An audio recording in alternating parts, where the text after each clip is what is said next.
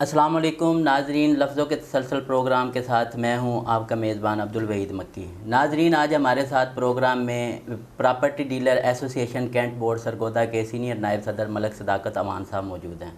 अस्सलाम वालेकुम मलक साहब। वालेकुम अस्सलाम। क्या हाल है मक्की साहब? ठीक है, अल्लाह का शुक्र, आप सुनाएं। जी अल्लाह का करम है। सबसे पहले प्रोग्राम में आपको खुशामदीद कहते हैं। जी थैंक यू, शुक्रिया। और कैसी गुजर रही है? जी अल्लाह का बड़ा करम है। अच्छा मलक साहब, आपसे पूछना ये था कि कैंट एरिया में प्रॉपर्टी की ख़रीदो फरोख्त का क्या हाल है?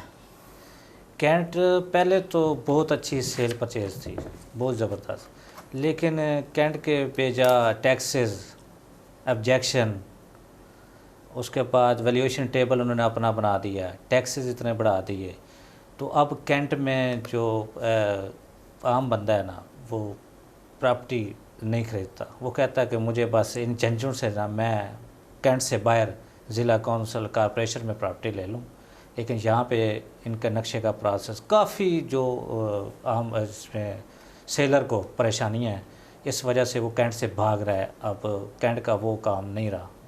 अच्छा, आपने बात की है कि कैंट से लोग भाग रहे हैं। कैंट और कॉरपोरेशन में ख़रीदो फरोख्त में इतना ज़्यादा फ़र्क क्यों है? हाँ, ये बड़ा अच्छा आपने क्वेश्चन, एक अहम क्वेश्चन है। कॉरपोरेशन में इतने झंझट नहीं है। कॉरपोरेशन की रजिस्ट्री अगर 2 लाख में होती है तो कैंट की रजिस्ट्री 5 लाख की है। आज से भी ज़्यादा फ़र्क है, डिफरेंस। और हमारा वो कैंट भी नहीं है जो दूसरे शहर में कैंट है ना, हमारे सरगोदा का वो कैंट भी नहीं है, लेकिन उसके बावजूद रजिस्ट्री की इतनी इन्होंने टैक्सेस बढ़ा दी, इतनी मालियत बन जाती है कि एक बंदा 25-30 लाख का प्लाट लेता है, रजिस्ट्री पे उसका 2-2.5 लाख खर्चा आ जाता है खाली प्लाट पे। अगर वो मकान ले लेता है तो मकान 50 लाख अगर मकान लेता है तो उसकी रजिस्ट्री जा पहुँचती है 2-2.5 लाख की। इतने टैक्सेस इन्होंने बढ़ा दिए हैं।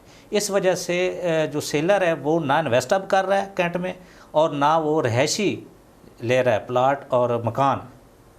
अच्छा, रजिस्ट्री और जो है कैंट में और कॉरपोरेशन में आपने कहा इतना फ़र्क क्यों है? इसकी वजह क्या है, इतना ज़्यादा फ़र्क है? फ़र्क जी ये कैंट सिर्फ नाम आ गया जी, कैंट कैंट है, लेकिन ठीक है, कॉरपोरेशन से फ़र्क है, साफ़ सुथरा है कैंट कॉरपोरेशन की निस्बत, लेकिन जो सहूलतें पिंडी कैंट बोर्ड को हैं, जो लाहौर को हैं, जो मुल्तान को हैं, जो गुजरांवालों को हैं, वो हमारे कैंट सरगोदा में नहीं है, जिसकी वजह से इतना हाई रेट इसका रजिस्ट्री का कर दिया है। ये समझते हैं कि बहुत ज़्यादा मालियत के यहाँ पे ना प्रॉपर्टी है, लेकिन पहले था लोग तरजीह देते थे कैंट को कि हम कैंट में जाके प्रॉपर्टी ख़रीदें, वहाँ घर बनाएं, लेकिन इन्होंने यहाँ पे इतना वो ऑब्जेक्शन लगा दिए हैं कि एक नक्शा आप सबमिट करते हैं घर का कैंट बोर्ड का, उसकी वो आपको 6 महीने से लेकर साल तक आपको इंतज़ार करना पड़ता है। एक बंदा वो बेचारा रेंट पे रह रहा है, वो अपने रिटायर होता है, वो अपनी ज़िंदगी जमा पूंजी कटी, वो रेंट पे रह रहा है, वो तो फ़ौरन कहता है कि मैं रजिस्ट्री करवाऊँ और मकान शुरू कर लूँ, उसको कोई इसमें ना हो। लेकिन यहाँ ऐसा होता है कि वो रजिस्ट्री करा के तो नक्शे का इंतज़ार करता रहता साल पूरा। अच्छा मलक साहब, तहसील ऑफिस में जो है आम आवाम और डीलर को किन किन मुश्किलात का सामना करना पड़ता है? हाँ जी, तहसील में हमारे काफ़ी अरसे से जो इंडिपेंडेंट सब रजिस्ट्रार है उसकी सीट खाली पड़ी है। इजाफी चार्ज दे दिया जाता है किसी ऑफिसर को, उस वजह से वो प्रॉपर ड्यूटी नहीं दे सकता, वो कभी कहाँ होता है कभी कहाँ। इस वजह से साइलिन बहुत डिस्टर्ब होते हैं, क्योंकि उसने मखसूस टाइम में आके बैठना होता है और कई दफ़ा वो बैठता भी नहीं है, 2-2 दिन बयान भी नहीं होते। इस वजह से तहसील ऑफिस में बहुत मुश्किलात है। दूसरा, जो हमारा कंप्यूटर सेंटर है वो भी ज़लालत है, वो भी बेचारी अवाम लाइनों में लगी रहती है, उनका जनाब टोकन लिए होते हैं, सारा दिन गुजर जाता है, फिर अगले दिन कह देते हैं जी कल आ जाएं, अभी टाइम ख़त्म हो गया। इससे तो अच्छा था जो पहले पटवार खाने मैनुअल चल रहे हैं वो ही ठीक थे इस ज़लालत से। ठीक हो। अच्छा, तहसील सरगोदा की 137 कॉलोनियाँ और टाउन किस वजह से बैन हुई हैं? ये जो ऑनर हैं इन्होंने काफ़ी इनकी जो टैक्सेस हैं, इनके बकाया जात वो बकाया थे, ये मिल मिलाप करके इन्होंने कॉलोनियाँ तो बना लीं, सेल भी शुरू कर दी, असर रसूख इस्तेमाल करके रजिस्ट्रियाँ भी होने लग गई। उसमें से कुछ कॉलोनियाँ बंद बस बराए नाम है, जिसका असल रसूख है वो रजिस्ट्री करा, लेकिन इसमें भी आम बंदा अब रो रहा है।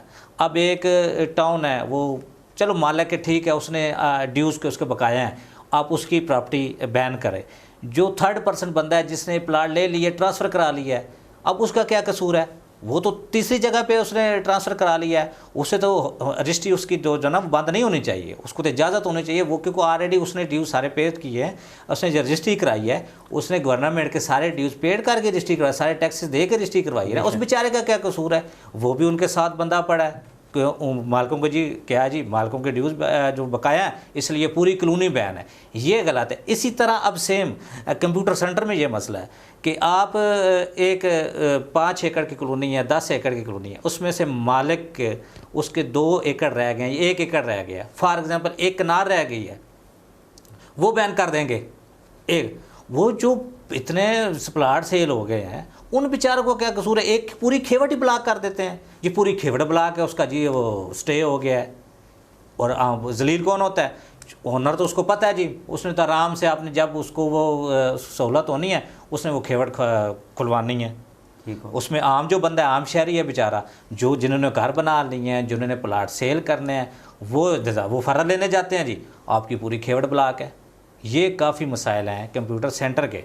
अच्छा सरगोदा में ना मलक साहब कुछ टाउन्स हैं, कॉलोनियाँ भी हैं जहाँ पे नॉन इलेक्ट्रिक एरिया हैं, ठीक है, वहाँ पे लोग मकान तो ले लेते हैं, जगह ख़रीद लेते हैं, ठीक है, कंस्ट्रक्शन करने के बाद उनको सुई गैस का मीटर लगवाना हो या बिजली का, उसके लिए उनको दर दर की ठोकरें खानी पड़ती है और काफ़ी ज़लील और रुसवा होना पड़ता है। उसके बारे में आपका क्या? तो यही है ना, जो अनअप्रूव्ड कॉलोनियाँ हैं, वैसे ही कोई 4 एकड़ ले खुद बना लेता है, 5 लेके, उसकी कोई अंदराज नहीं होता।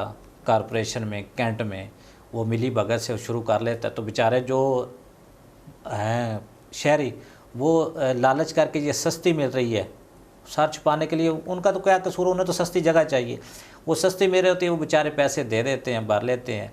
असल ऑनर जो है वो बेच के साइड पे हो जाता है। जो घर बना लेते हैं वो अल्लाह के आसरे पे हो जाते हैं, वो फिर इसी आसरे पे होते हैं। कोई MN MP वहाँ पे बिजली लगवाएगा, गैस लगवाएगा, उसके बाद उनकी सुनी जाती है, वहाँ बिजली लग जाती है, गैस लग जाती है, फिर उनके मीटर बिजली के और गैस के।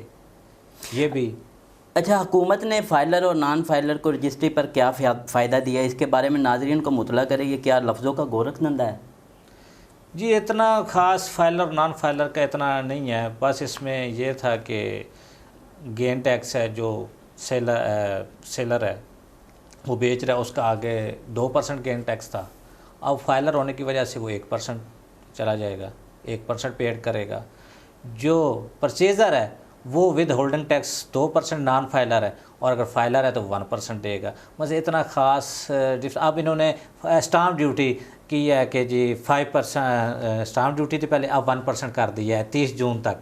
अब इस लॉकडाउन में ना तो रजिस्ट्रियाँ हो रही हैं, ना कोई अमला बैठ रहा है, और इन्होंने बस एक वो क्या कहते हैं अपना कर दिया कि हमने रजिस्ट्रियाँ सस्ती, वो अब कौन कराएगा 30 जून तक रजिस्ट्रियाँ सस्तियाँ, वो कौन फ़ायदा उठाएगा?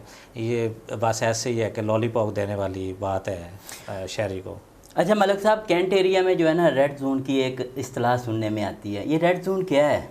ये रेड जोन, मैं पहले आपको कह रहा था कि यहाँ पे एक CO थे, वो चले गए हैं, मेरी उनसे हार्ट टॉकिंग हुई, मैंने उनको उन्होंने फ़ीस लगाई हुई थी, मैंने उनसे बात की, ये फ़ीस इधर नहीं है, मैंने पिंटी कैंट बोर्ड से पता किया, उन्होंने कहा ये इस वक्त यहाँ रजिस्ट्री पे नहीं होती, नक्शे पे। तो मैंने उनको कहा जी मुझे नोटिफिकेशन दिखा दें इस चीज़ का कि आप ये रजिस्ट्री पे ले रहे हैं। तो वो मुझसे हाइपर हो गए, कहते हैं आप कौन होते हैं? मैंने कहा जी मैं आम शहरी हूँ, मैं आपसे, मेरा हक बनता है आप नोटिफिकेशन दिखाएं अगर फ़ीस आप पेड कर रहे हैं। तो कहते हैं नहीं जी हम ऐसा नहीं, ये हमारा कानून है। तो मैंने कहा इसका मतलब है ये कैंट बोर्ड सरगोदा की सिर्फ कानून जो मर्ज़ी करे? उन्होंने कहा हाँ कैंट बोर्ड सरगोदा जो मर्ज़ी करे वो कर सकता है, ये उनके अल्फाज थे। ठीक। कैंट एरिया में नक्शा के असूल के लिए साइलिन को क्यों इंतज़ार करना पड़ता है? इसकी क्या वजूहत है? बेचारे चक्कर लगाते हैं बार बार, कोई सुनने वाला नहीं होता, काउंटर से इधर से उधर, एक शख्स से दूसरे से तीसरे, ये ऐसा क्यों हो रहा है? ये इसलिए है कि जी ये मिनिस्ट्री ऑफ डिफेंस है, इनको आम बंदा नहीं पूछ सकता, ये डिफेंस के अंडर है। उनसे बात करें, ऑफिस में जाकर रोला डालें तो वो कहते हैं हमने तो फाइल भेज दिया, बेस में पड़ी है जी। अब उनकी मर्ज़ी है, वो कब विज़िट करेंगे, इसके 4-5 प्रोसेस होते हैं। पहले कैंट बोर्ड में फ़ाइल सबमिट करो, फिर उसके बाद आपकी बेस में जाएगी, वहाँ पे 3 कैटेगरियाँ जी, बिल्डिंग कमेटी है, उसके बाद वो एनओसी वाले जनाब 2 एनओसी आने होते हैं, एक एनओसी पहले आता है, फिर दूसरा एनओसी आता है, उसके बाद फ़ीस जमा होती है, फ़ीस जमा होने के बाद फिर कुछ अर्सा इंतज़ार करना पड़ता है, फिर फ़ाइल आपको मिलती है, लेटर मिलता है, फिर आपने वो काम शुरू करना होता है। ये इनके इतने लंबे प्रोसेस हैं। अब आपने फ़ाइल में सबमिट तो यहाँ करा दी, अगर आप यहाँ भी कैंट बोर्ड दफ्तर में भी आप 2 महीने चक्कर ना लगाएं तो वो फ़ाइल वहीं पड़े रहेगी। यहाँ पे फ़ाइल वही आगे जाएगी जिसके पीछे वो ऑनर जो है ना वो पीछे लगा रहेगा, जी मेरी फ़ाइल कहाँ पड़ी है, आगे गई है नहीं गई। मसलन इनको पूछने वाला कौन नहीं है, इनका कोई नहीं है, ये अपनी मर्ज़ी के मालिक है कैंट बोर्ड सरगोदा, और ये यहाँ ही है। और पिंडी बोर्ड है, लाहौर बोर्ड है, वहाँ पे इतनी सालियन को मुश्किल नहीं है जितनी हमारे इस कैंट बोर्ड में है। यहाँ पे कोई ऐसा नहीं है कि आप यहाँ आप बंदे को रिलीफ मिल ही नहीं रहा। नहीं तो मलिक साहब यहाँ पे सियासी लोग भी बैठे हुए हैं, अवाम के मुंतखब नुमाइंदगान भी हैं, आपने भी इलेक्शन लड़ा था कैंट बोर्ड का, तो ये जो हैं अवामी नुमाइंदगान ये अवाम की सुनवाई नहीं करवाते वहाँ पे? सर वहाँ की सुनवाई नहीं होती। मैं सीधी आपको आज ये बड़ा तल्ख सवाल है और उसका जवाब मैं दे रहा हूँ कि वहाँ पे अवामी नुमाइंदी MNA MPs की कोई वहाँ सुनवाई नहीं होती, क्योंकि वो ख़ुद मुख्तार इदारा है, वो अपनी मनाता है, वो यहाँ पे किसी की नहीं सुनता, उनके अपने रूल हैं। नहीं, वाइस प्रेसिडेंट वगैरह हैं, मेंबर कंटोनमेंट बोर्ड हैं, 10 जो मेंबर्स हैं वो चुने गए हैं, वहाँ पे एक अलहदा उनका ऑफिस भी है, लोग जाते भी हैं उनके जो वोटर सपोर्टर हैं, तो आया उनको जो है रिलीफ मिलता है या नहीं मिलता? रिलीफ वो बेचारे क्या, वो तो बहुत रोला डालते हैं, वो तो इलेक्ट होके गए हैं, अवाम के लिए गए हैं ना। बेशक। तो लेकिन वो भी कहते हैं, वो भी दोस्त हैं हमारे, सीधा कहते हैं कि जी हमारी वहाँ सुनवाई नहीं होती, हमारी सिर्फ मीटिंग होती है, वहाँ की मीटिंग है, जस्ट एक फार्मेलिटी है, वहाँ बुलाते हैं, लेकिन वहाँ पे जो भी वहाँ पे मीटिंग में जो वो क्या कहते हैं पास होना है उनका बिल, वो उनकी मर्ज़ी से होना है। उसमें आप उनसे नहीं पूछते कि आपकी इसमें क्या राय है, कोई नहीं, सिर्फ इतना बताते हैं कि ये हमने कर दिया है। क्योंकि ये 12 मेंबर हैं, 10 इलेक्टेड हैं, 2 टेक्नोक्रेट हैं, उन्होंने 13 रखे हुए हैं। सही, उनके 13 हैं, उन्होंने अपने 12-13 की रेशो। हाँ वो है, तो वो आप समझदार हैं, इस बात आप अच्छी तरह समझते हैं कि वो 13 उन्होंने क्यों अपने मेंबर रखे हुए हैं, क्योंकि उन्होंने अब सारा फ़ैसला अपना ही करना होता है, मेंबरों की सिर्फ हाज़िरी होती है। लेकिन मेंबर बेचारे बहुत रोला डालते हैं वहाँ। वाइस प्रेसिडेंट हैं जनाब यहाँ के, बहुत अच्छे हैं, वो काफ़ी एफ़र्ट करते हैं अवाम के लिए, उनके साथ चलते हैं, उनकी बात सुनते हैं, लेकिन वो भी बेचारे मजबूर हैं, जितना उनसे हो सकता है वो करते हैं। अच्छा मलिक साहब, कैंट एरिया में जो लोग रहते हैं, ठीक है, वो बेचारे कोई एक छोटा सा किसी अपने जानवर के लिए जो है बाड़ा बनाना चाहते हैं, 4 दीवारी करना चाहते हैं, तो कैंट बोर्ड की टीम आ जाती है, सामान उठा के ले जाती है, पर्चे जो है दर्ज होते हैं उन पे। और कैंट बोर्ड में ऐसे भी जो हैं डबल स्टोरी ट्रिपल स्टोरी मकान आता है जिनके नक्शे ही नहीं है, और वो रातों रात खड़े हो जाते हैं, उनको कोई पूछने वाला नहीं है। तो ऐसा जो है ये सब सिलसिला जो है ये, इसके बारे में मुझे बताइए। ये मक्की साहब आप तो बड़ा मुश्किल क्वेश्चन किया है, ये अब इसमें मैं क्या कह सकता हूँ। ये जो जहाँ पे आप कह रहे हैं कि वहाँ पे वो इंटरव्यू, ये बाकी है, हकीकत है, गरीब बंदे के लिए यहाँ पे ना वो कानून कोई नहीं है, यहाँ अमीर बंदे का कानून है और उसी के लिए इंसाफ है। ये इसी तरह बात है, उनको फनल एरिया करार दिया हुआ है इन्होंने, रेड जोन और फनल एरिया। वो बेस के साथ साथ जो चक हैं, कॉलोनीज़ हैं, उनमें ये बिल्कुल परेशानी है, उसमें वो उनको नहीं वो बनाने देते। फनल एरिया का मतलब यही है कि आप यहाँ पे कोई कंस्ट्रक्शन नहीं कर सकते, ना डेरा बना सकते हैं, कोई ईंट नहीं लगा। लेकिन कहीं वो डीड कहीं अपने FIR करवा के स्टे लेके डंडे खा के वो अपना जानवरों के लिए कुछ ना कुछ बना लेते हैं। और जो बिल्डिंगों की बात कर रहे हैं तो वो फिर मैं आपको एक बता देता हूँ, सबको पता है, ये पूरा जब YouTube पे चलेगा ये प्रोग्राम तो सबको पता है कि यहाँ पे हाइट उन्होंने कहा कि जी 24-25 से ऊपर नहीं लेके जानी, लेकिन वो भी हाइट्स है यहाँ 85 तक पास हुई हैं, वो भी बेस के साथ ही हैं, उसके उस साइड के ऊपर से भी जहाज़ गुजरते हैं। तो यहाँ तो घरों पे वो कहते हैं कोई ऐसा इलाका भी है जहाँ पे वो सिंगल स्टोरी बनाने देते हैं, कहते हैं डबल स्टोरी ना बनाएं, ऊपर से जहाज़ लैंडिंग करता है, लेकिन उसके साथ ट्रिपल स्टोरी 4 वो बनी हुई हैं, उसी कैंट एरिया में बनी हुई हैं। ये फिर आप समझदार हैं कि वो कैसे बन गई। अच्छा मलक साहब, मेरे भी रिलेटिव जो है ना मुख्तलिफ़ कैंट बोर्ड में दूसरे शहरों में हैं, तो वहाँ पे जब हम जाते हैं तो वो तो कैंट एरिया जितना भी है ना बहुत डेवलप है, वहाँ पे कोठियाँ सारा कुछ। सरगोदा में देखो तो देही रकबा इन्होंने काफ़ी जो है अपने सराउंडिंग एरिया में लेके आए हैं। जैसे कि इधर हमारे गिरदोनवा में छोटी छोटी कॉलोनी है, क्रिश्चियन कॉलोनी है, ठीक है, मरियम टाउन हो गया, पाल नगर हो गया, दाऊद नगर, वो स्टैंडर्ड की नहीं है कि उनको कैंट बोर्ड में लाया जाए। उनको क्या सहूलियात देते हैं कैंट बोर्ड? यही चीज़ तो परेशानी वाली, यही मैं कह रहा हूँ कि हमारा सरगोदा बोर्ड वो कैंट बोर्ड नहीं है। ये तो सीओ साहब ने अपनी ज़बानी ये भी कहा था मुझे कि यार ये मुझे कैंट लगता ही नहीं सरगोदा का, क्योंकि यहाँ पे ज़्यादा दही आबादी है, ज़्यादा गरीब लोग हैं कैंट एरिए के। जो सिटी में कैंट है तो वो तो थोड़ा सा है, आप कह लें कि 25% है जो सिटी में, जो जहाँ पे हाई जेंट्री रह रही है। 75% कैंट एरिया वो दही इलाका है, जिसमें 49 चक आ जाता है, जिसमें 48 चक आ जाता है, जिसमें 50 चक आ जाता है। सिर्फ एक चक है जो डेवलप है कैंट का, वो 47 सही चक है, बेशक वो सिटी में आया हुआ है। उसमें कैंट के बिल्कुल वहाँ पे कैंट सहूलतें देता है, वो साफ़ सुथरा भी है, वहाँ पे रेट भी अच्छे खासे हैं, वो ठीक है, वो डेवलप एरिया है। लेकिन ये जो 48 हो गया, 49 चक हो गया, 50 चक हो गया, ये दही इलाके हैं, यहाँ पे गरीब आवाम रह रही है। वो वहाँ पे रेट, जो जगह का रेट है वो 50,000 मरला है, और उनकी जो रजिस्ट्री बनती है वो 2.5 लाख की, 2-2 लाख की रजिस्ट्री बनती है। अगर फॉर एग्जांपल वो 5 लाख का प्लाट लेते हैं तो उनको 2-2.5 लाख की कैंट की रजिस्ट्री करानी पड़ती है। अगर यही जगह ज़िला कौंसिल में हो तो उनकी रजिस्ट्री जो है ना, उनकी रजिस्ट्री वो 30-35 हज़ार में होती है।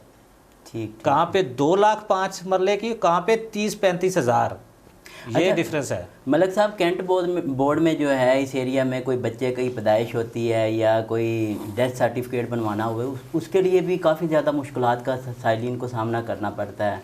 इसकी क्या वजूहत हैं? ये बिल्कुल इसी तरह है। सबसे ज़्यादा जो मुतासर होता है ना इस मामले में, वो बेचारा किराएदार, उसने किराए पे मकान लिया होता है, कहीं से उठ के वो कहाँ से अपने रोज़ी के लिए आया था, लेकिन जब वो कैंट बोर्ड जाता है तो जो उसका मालिक मकान होता है ना, वो इसका पूरा एक पलंदा कैंट निकाल देता है। ये टैक्स बकाया है जनाब, आप ये पेड करें, उसके बाद आपका इंदराज होगा। अब जो उसकी बर्थ सर्टिफिकेट की फ़ीस है वो 450 रुपये है। अब जो उसको वो रसीद निकाल के देते हैं, चलान निकाल के देते हैं कैंट का, ये आपके मालिक के बकाया जात है कैंट के, वो तकरीबन किसी के 50,000 होते हैं, किसी का लाख होता है। जब वो ये देखता है, वो मालिक से जाके बात करता है तो वो कहता है भाई तू अंदराज ना करवा, तू क्यों अंदराज करवाता है, ठीक है, तू ना करवा अंदराज। तो उस बेचारे को फिर वो से मजबूरन अपने पीछे गांव में रह, शहर में रहता है, लेकिन वो अपने गांव में अंदराज करवाता है। ये एक मैं छोटी सी मिसाल दी है बर्थ सर्टिफिकेट। और जो रहायशी हैं, रह रहे हैं, जिनके अपने मकान हैं, उनके लिए ये भी, मतलब जो इस कैंट सरगोदा कैंट बोर्ड में, सरगोदा कैंट की प्रॉपर्टी का बेड़ा गर्क करने वाला हमारा कैंट बोर्ड है, और कोई भी नहीं है।